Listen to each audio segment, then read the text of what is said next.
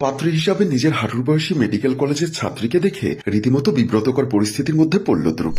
স্পর্শিয়া তার ছাত্রী হওয়ার সত্ত্বেও স্পর্শিয়ার সাথে তার সম্পর্ক যেন সাপ আর নেউলের মতো। সাপ নেউল কেন, সে আছে অনেক কাহিনী। ছাত্রীকে সে নিজের জীবনসঙ্গী হিসাবে কল্পনা করে। তার বাবার এমন কাজে ধ্রুবর মরিমরি অবস্থা। লজ্জায় তার নাক কাটা যাচ্ছে, রাগে তার শরীরও যেন কাঁপছে। আকলিমা বেগম কয়েকবার স্পর্শিয়াকে মাথা তুলে সামনে তাকাতে বলছে, কিন্তু স্পর্শিয়া একবারের জন্যও সামনে তাকায়নি। লুবাবা দুবার কনুই দিয়ে জোরে গুতা দিবার পরে স্পর্শিয়া আস্তে আস্তে তার সামনে তাকালো। ধ্রুবকে তার সামনে বসে থাকতে দেখে স্পর্শিয়া থমকে গেল নাকি ভরকে গেল সে নিজেও বুঝতে পারছে না। তবে তার মন থেকে আপনা আপনি একটা কথা বের হয়ে গেল, আল্লাহ, এই হনুমান স্যার এখানে কেন? স্পর্শিয়া কথাটা আস্তে আস্তে বললেও তার পাশে বসে থাকা লুবাবা স্পর্শিয়ার কথাটা স্পষ্ট বুঝতে পারল। লুবাবা মুখ টিপে হেসে স্পর্শিয়ার কানের কাছে ফিসফিস করে বলল, এটা হনুমান না আপা, এটাই তোর বস।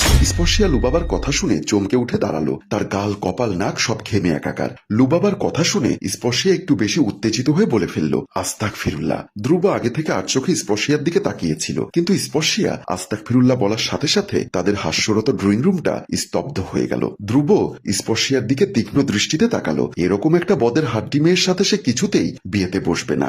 নাই একটা ম্যানার্স, নাই কোনো উপস্থিত বুদ্ধি। স্পর্শিয়া তখন চুপ করে দাঁড়িয়ে রইল। তখন সকলে কিঞ্চিত তার দিকে তাকিয়ে আবারও গল্পে লেগে পড়ল। স্পর্শিয়া সকলের চোখের আড়ালে ধ্রুবের দিকে তাকালো। ধ্রুবের মতো ঘাটতেরা লোকের সাথে সে কিছুতেই বিয়ে করবে না। এমন লোকের সাথে বিয়ে করলে তার জীবন নরকে পরিণত হতে দুদিনও সময় লাগবে না। স্পর্শিয়া মনে মনে সংকল্প করে নিল সেই লোককে কিছুতেই বিয়ে করবে না। স্পর্শিয়া আর চোখে তার মায়ের দিকে তাকালো। তার মাও একজন মধ্যবয়স্ক লোকের সাথে গল্প করছে হেসে হেসে। এই লোক এই বাড়িতে কিভাবে, আর তার মা কেন এত হেসে হেসে এই লোকের সাথে কথা বলছে? স্পর্শিয়ার ভাবনার মধ্যে সেই লোকটা স্পর্শিয়াকে উদ্দেশ্য করে জিজ্ঞাসা করে উঠল, আমাকে চিনতে পেরেছো মা? স্পর্শিয়া এতটাই নার্ভাস হয়ে গেছে যে লোকটার কথা কানে গেলেও কোনো উত্তর দিল না। সামনের দিকে মাথা নিচু করে আপন মনে নিজের মতো হাত কচলাচ্ছে সে। লোকটা স্পর্শিয়ার অবস্থা বুঝতে পারল। তিনি হেসে আবার নিজের কাছে মন দিলেন। এদিকে স্পর্শিয়ার এমন ব্যবহার দেখে আকলিমা বেগম অবাক হয়ে তার দিকে তাকিয়ে রয়েছে। তিনি নিজেকে সামলে বললেন, সব যখন ঠিকঠাক হয়েই গেল তখন ছেলে মেয়ে দুজনে একটু একা কথা বলতে দেওয়া উচিত, তাই না? স্পর্শিয়ার মায়ের প্রস্তাবে ধ্রুবের বাবা হাসি মুখে মাথা নেড়ে সায় দিলেন। তাদের এক প্রকার ঠেলে পাঠানো হলো।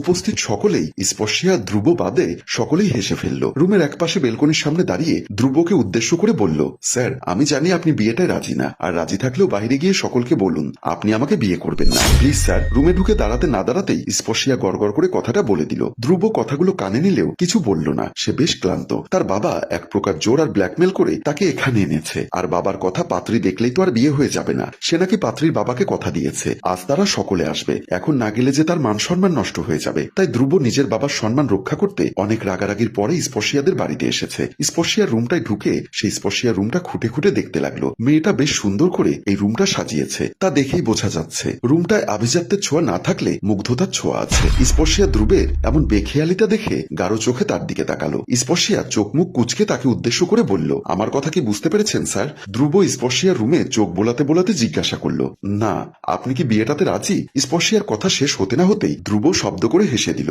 ধ্রুবের এমন কাণ্ডে স্পর্শিয়া লজ্জা পেয়ে গেল। কোথায় তারা আর স্পর্শিয়া কোথায়? স্পর্শিয়া এমন ভাবে অপমানিত হবে সে ভাবতেও পারেনি। তাই বিয়েটা সে করতে চায় না। লিসেন স্পর্শিয়া, আমার কোনো ইন্টারেস্ট নেই এই বিয়ে শাদীতে। আমার কোনো ইচ্ছা নেই এইসব ঝামেলার মধ্যে জড়ানোর। বিয়ের সাথে আমার কাছে পৃথিবীর সবচেয়ে ফালতু জিনিস লাগে। আমি নিজের জীবনের সাথে অন্য কাউকে জড়াতে চাই না। ধ্রুবের এটুকু কথা শুনে স্পর্শিয়াও যেন খুশি হয়ে যায়। স্পর্শিয়া বোঝে ধ্রুবেরও এই বিয়েতে কোনো মত নেই, কিন্তু যেখানে বাঘের ভয় সেখানেই রাত হয়। স্পর্শিয়া উত্তেজিত হয়ে ধ্রুবের একটু কাছে যেতে যাবে, কিন্তু কিসে যেন হোঁচট খেয়ে সে পড়বে না পড়বে তার উপর গিয়েই পড়ল।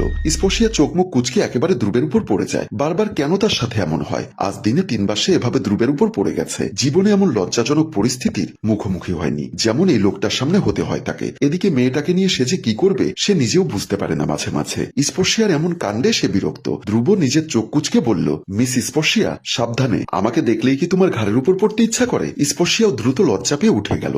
স্পর্শিয়ার রুমটা তখন নীরব হয়ে আছে, শুধু ফ্যানের ঘূর্ণীয়মান শব্দটা শোনা যাচ্ছে। কিন্তু কিছুক্ষণ আগে বলা ধ্রুবের কথাগুলো তার কানে এখনো বাজছে। ধ্রুব খাটের উপর বসে আছে আর স্পর্শিয়া তার সামনে দাঁড়িয়ে। এই যে মেয়েটা একটু আগে যে লজ্জাজনক কাজ ঘটিয়ে ফেললো তার জন্য সে মরিমরি অবস্থায় পড়ে আছে। স্পর্শিয়া ঘরের এক কোণে দাঁড়িয়ে হাত দুটো শক্ত করে মুঠো করে রেখেছে। প্রথমত ধ্রুবের উপর পড়ে যাওয়ার পরে তার ভীষণ লজ্জা কাজ করছে, আর দ্বিতীয়ত সে কিভাবে ধ্রুবকে বোঝাবে, কেমন করে এই বিয়েটা বন্ধ করবে, কি করে সে ধ্রুবের সাথে কথাটা বলা শুরু করবে নিজেই বুঝতে পারছে না। স্পর্শিয়া একবার আর চোখে ধ্রুবের দিকে তাকালো। সে একটা ম্লান হাসি হাসলো। সে নিজের কানের কাছে চলে আসা এলোমেলো চুলগুলো ঠিক করে দিল। সে নিজের মনে মনেই বলল, স্পর্শিয়া, কাম অন, ধ্রুব স্যারকে বলে দে তুই অন্য একজনকে ভালোবাসিস। আর তাকে ছাড়া কাউকে বিয়ে করতে পারবি না। স্পর্শিয়া, বলে দে স্পর্শিয়া। অনেকক্ষণ চুপ থাকার পর স্পর্শিয়া নিজেকে শান্ত করতে পারল। তারপর কিছুটা মিনমিনে স্বরে বলল, স্যার, আমি জানি আপনার এই বিয়েতে কোনো আগ্রহ নেই, ঠিক তেমনি আমিও চাই না এই বিয়েটা হোক। ধ্রুব চোখ তুলে তাকালো স্পর্শিয়ার দিকে। ধ্রুব তার দিকে চোখ তুলে তাকাতেই স্পর্শিয়ার ফ্যাকাশে চেহারাটা আরো মলিন হলো।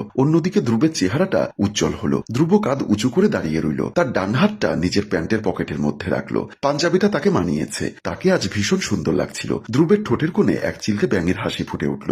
অতঃপর সেই স্পর্শিয়ার দিকে নিজের তীক্ষ্ণ দৃষ্টি দিয়ে বলে উঠল, বা এই কথা, তাহলে এতক্ষণ ধরে কেন বসে আছো? সরাসরি গিয়ে সবাইকে জানিয়ে দাও যে তুমি বিয়েতে রাজি নও। স্পর্শিয়া ধ্রুবের দিকে তাকিয়ে নিজের চোখ কুচকালো। তার চোখের মণিটা সরু হয়ে আসলো। সে নিজের ঠোঁটের আগার লালা গিলে নিল। সে যদি পরিবারকে বলেই দিত, তবে কি সে আজ ধ্রুবের সামনে পাত্রে সেজে বসত? অবশ্যই কোনো বাধ্যবাধকতা আছে। স্পর্শিয়া নিজের গলার স্বর নরম করে বলে উঠল, আমি এখন কিছু বলতে পারবো না তাদের। মায়ের সামনে এখন কিছু বললে উনি খুব কষ্ট পাবেন। ওনার ইচ্ছার বিরুদ্ধে গিয়ে আমি কিছু করতে পারবো না। তাছাড়া বিয়েটা আমি ভাঙলে বাবা মানবেন না। কিন্তু স্যার, আপনি তো পারবেন বিয়েটা আটকাতে। আপনি যদি বলেন, মানে আপনি যদি বিয়েতে না করে দেন, তাহলে সবাই সহজে মেনে নিবে। আমি না করলে আমাকে সবাই বোঝাতে আসবে হ্যাঁ করার জন্য, কিন্তু আপনি না করলে কেউ আপনাকে বোঝাতে আসবে না। প্লিজ স্যার, আপনি এই বিয়েটা ভেঙে দিন। ধ্রুবের ভ্রু কুচকে গেল। সেই স্পর্শিয়ার অসহায় মুখের দিকে তাকিয়ে কিছুক্ষণ চুপ করে রইল। সে নিজের তীক্ষ্ণ চাহনিতে চেয়ে রইল মেয়েটার দিকে। তার চোখের দৃষ্টি অত্যন্ত তীক্ষ্ণ, শানিত। সে নিজের এমন দৃষ্টি দিয়ে স্পর্শিয়াকে এফোরোফোর করে দেখতে লাগলো। সে বুঝতে চেষ্টা করলো মেয়েটাকে। স্পর্শিয়া চোখ তুলে ধ্রুবের দিকে তাকাতেই ধ্রুবকে নিজের দিকে এমন তীক্ষ্ণ দৃষ্টিতে তাকিয়ে থাকতে দেখে ভীত হয়ে পড়ল। ধ্রুব এবার স্পর্শিয়াকে উদ্দেশ্য করে প্রশ্ন ছুড়ল, তোমার কি মনে হয় আমি তোমার বাবার সামনে গিয়ে বলবো আমি এই বিয়েতে রাজি নই, এবং সেটা শুধুমাত্র তোমার কথায়? ডাক্তার ধ্রুব শাখাওয়াত তোমার কথা শুনে কাজ করবে মেয়ে? ধ্রুব শাখাওয়াতের এখনো এত খারাপ সময় আসেনি। স্পর্শিয়া ধ্রুবের কথা শুনে ব্যাকুলভাবে মাথা নাড়ল। সে নিজের দৃষ্টি ধ্রুবের উপরে স্থির করল। সে এবার অগোছালো স্বরে বলে উঠল, স্যার, আমি আপনাকে আদেশ করছি না, আমি আপনার কাছে অনুরোধ করছি। আপনি বিষয়টা ভুলভাবে দেখছেন। স্যার, একমাত্র আপনি বললেই ওনারা শুনবেন, সকলে আপনার কথা গুরুত্ব দিবে। প্লিজ স্যার, আপনি গিয়েই বলুন। ধ্রুব মৃদু হাসল স্পর্শিয়ার কথা শুনে। স্পর্শিয়া ধ্রুবকে হাসতে দেখে থতমত খেয়ে গেল। সে আমতা আমতা করে জিজ্ঞাসা করল, স্যার হাসছেন কেন? ধ্রুব তাচ্ছিল্যের হাসি হেসে বলে উঠল, তোমার ধারণা খুবই ভুল। আমি বললেই তারা শুনবে, এটার কি কোনো? ধ্রুব কথা শেষ করতে পারল না। তার কথার মাঝেই স্পর্শিয়া উত্তেজিত হয়ে বলে উঠল, স্যার প্লিজ বিষয়টা একটু বুঝুন। আমি আরেকজনকে ভালোবাসি। আমি তাকে ছাড়া আর কাউকে কল্পনাও করতে পারি না। যদি আপনি এই বিয়েটা না ভাঙেন, তাহলে আমাদের তিনজনের জীবন নরকে পরিণত হবে। স্পর্শিয়ার কথা শুনে ধ্রুব এক মুহূর্তের জন্য চুপ হয়ে গেল, কিন্তু সে নিজেকে দ্রুত সামলে নিয়ে বলে উঠল, তুমি অন্য কাউকে ভালোবাসো, সেটা আগে বলনি কেন? ধ্রুবের কথাটা শুনে স্পর্শিয়া চুপ করে রইল। তার মাথা নিচু হয়ে গেল। সে কি করে তার বাবাকে বলবে? তার বাবা তো কখনোই মানবে না। ধ্রুব স্পর্শিয়ার অবস্থা দেখে বুঝে গেল মেয়েটা ভয় পাচ্ছে। তাই সে এবার একটা দীর্ঘশ্বাস ছেড়ে বলে উঠল, ঠিক আছে, আমি এই বিয়েটা ভেঙে দিব, তবে এটা তোমার জন্য নয়, নিজের জন্য। আমি এই বিয়েতে কোনোভাবেই রাজি নই। স্পর্শিয়ার মুখে একটা স্বস্তির হাসি ফুটে উঠল ধ্রুবের কথাগুলো শুনে। সে প্রাণ খোলা একটা হাসি দিল, যে হাসিটা খুবই সুন্দর, যা ধ্রুবের চোখে গিয়ে বিঁধল। ধ্রুব স্পর্শিয়ার রুম থেকে বেরিয়ে ড্রয়িং রুমে এসে দাঁড়ালো। সবাই তখন গল্পে মেতে আছে। ধ্রুবের সাথে স্পর্শিয়াও আস্তে আস্তে রুম থেকে বেরিয়ে আসলো। ধ্রুব সেখানে এসে দাঁড়িয়ে সকলের মনোযোগ নিজের দিকে নেওয়ার জন্য হালকা কাশি দিল। সকলে তার কাশির আওয়াজ শুনে তার দিকে তাকালো। ধ্রুব শান্ত কণ্ঠে তাদের দিকে তাকিয়ে বলে উঠল, আমার একটা কথা বলার ছিল।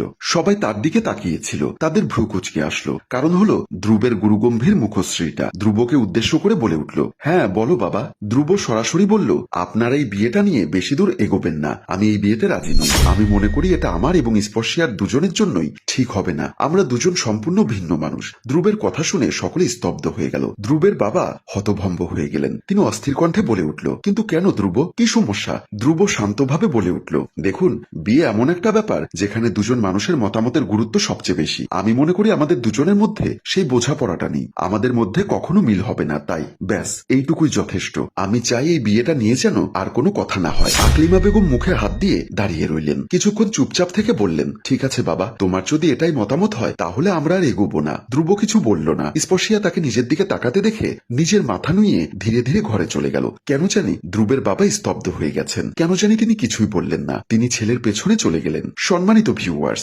আপনাদের কমেন্টের ভিত্তিতে আমরা অবশ্যই দ্বিতীয় পর্ব নিয়ে হাজির হব। তাই দ্বিতীয় পর্ব দেখতে চাইলে অবশ্যই আমাদেরকে কমেন্ট বক্সে জানাবেন। গল্পটির রচনা ও পরিচালনায় অভি, ক্যামেরায় শিহাব ও আশরাফ। ধন্যবাদ।